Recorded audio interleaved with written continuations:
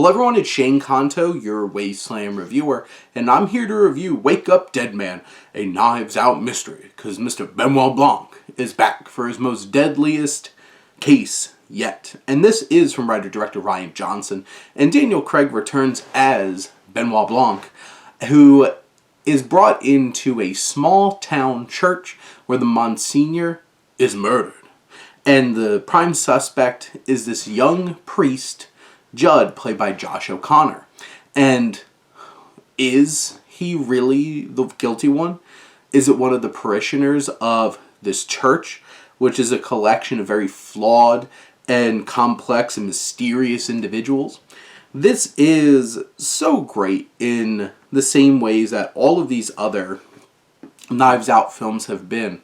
But dare I say, this is the most impactful, meaningful, and rich exploration of character themes that Rian Johnson has delved into in these three films.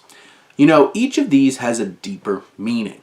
There's classism, there's politics, there's all of that. Here, it dives into religion and faith. And what Rian Johnson's able to explore in terms of faith in this film is like mind-boggling, that a murder mystery like this is one of the richest explorations of what Christianity is and should be that I've seen in the film, specifically Catholicism.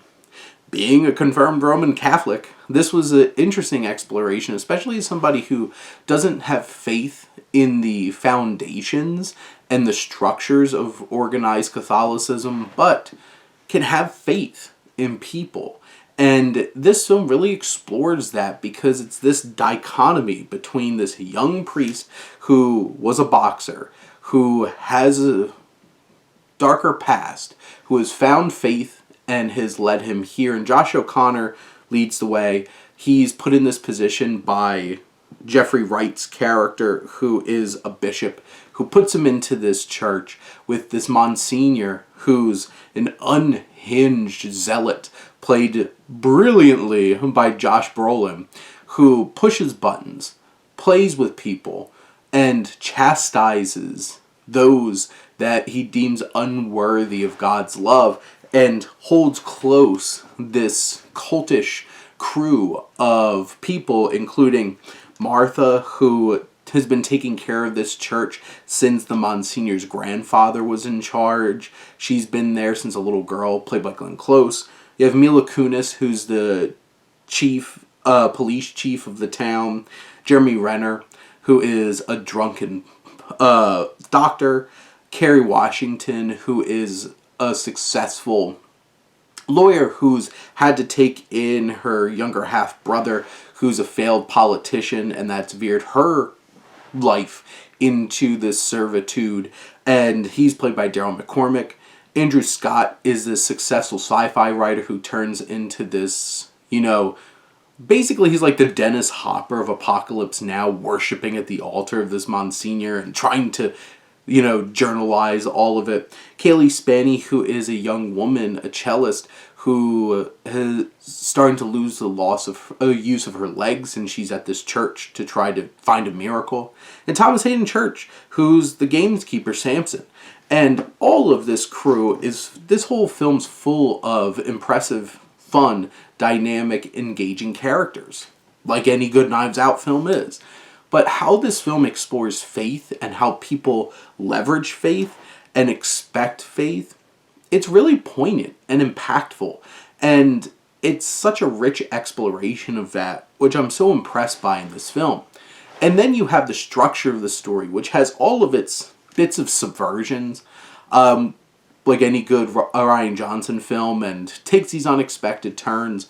But it starts off with, you hear this young priest, you know, telling the backstory up to like the Good Friday murder of this Monsignor. And we have Benoit Blanc showing up and diving into this story, and, you know, sometimes like the overall explaining how it all happened gets a little long in the tooth towards the end. But this 2-hour and 25-minute film is chock full of sharp humor, biting commentary, compelling characters, very interesting, layered in commentary and parallels and metaphors from the Bible.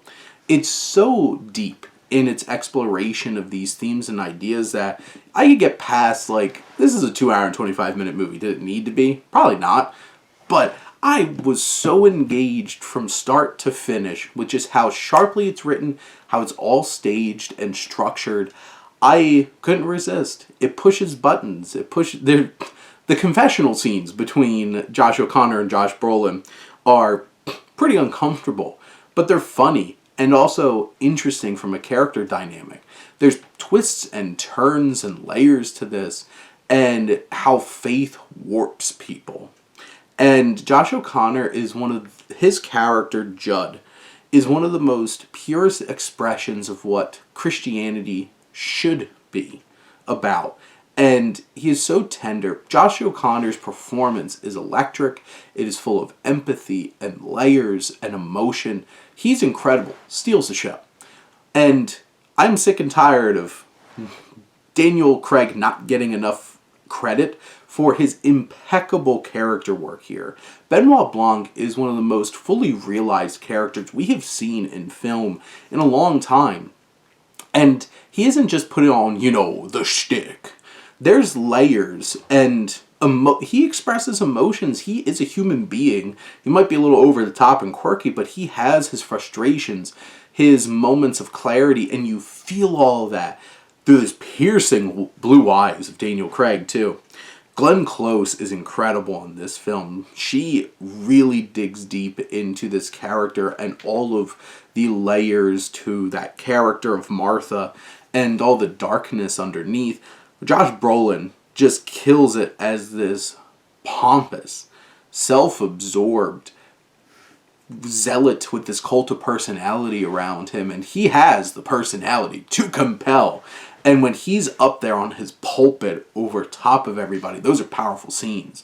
And everybody else is really interesting. I'll say, like, Mila Kunis doesn't add much to her role, but she doesn't take away. I think it's interesting seeing her in a role like this, but the whole cast is game, and even, like, specifically Bridget Everett, who is the lead of the show Somebody Somewhere on HBO, and she's from Patty Cakes. She has one sequence on the phone with this priest and absolutely kills it. And she's one of the linchpins of the emotional and thematic foundation of this film. And it's really impressive. And this whole film, this ensemble, these characters are so interesting, so compelling. The music's great. There's some great needle drops. And then, of course, the Nathan Johnson score. And then Steve Yedlin, who shoots this film. The use of light and shadow, and especially light, coming in through these stained glass windows is so powerful at times. And just how this is shot is dynamic and engrossing. This is the best one yet. And I'm really impressed by what Rian Johnson has done with these films. If it ended here, I'd be pleasantly happy.